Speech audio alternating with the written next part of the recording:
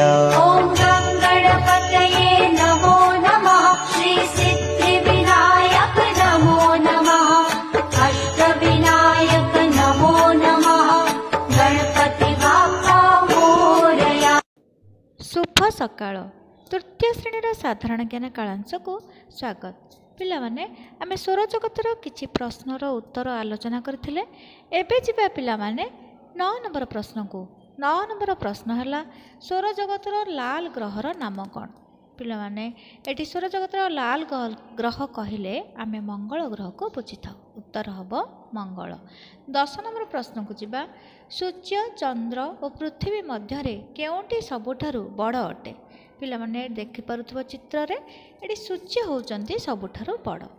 11 number प्रश्न सूर्य पृथ्वी ठारु केते गुण बड़। एठी सूर्य पृथ्वी ठारु निहाती भाबरे बड़। केते बड़ सी ना 13 लाख गुण बड़। 12 नंबर प्रश्न को जिबा सूर्य को निकटतम ग्रहर नाम कौन। एठी दूरता क्रम रे सूर्यंकर अति निकट रे किए रहिछि को ग्रह ता ना होछि बुध। 13 नंबर प्रश्न को जिबा स्वर जगत को केउ ग्रहटी को बाद दिया जाइछि। एठी उत्तर हम पिला माने प्लूटो। प्लूटो ग्रह को स्वर जगतरू बाद दिया जाए। से स्वर जगतर जो ग्रह अच्छी थिला आगुरु से प्लूटो ग्रह ताको बाद दिया जाइछि।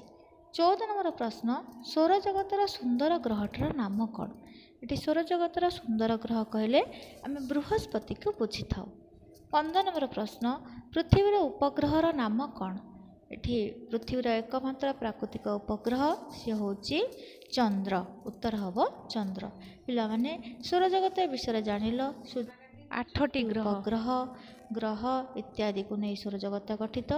ए विषय भल भाव मन दे पढ़ आशा अभ्यास कर सब जाक प्रश्नर उत्तर। धन्यवाद।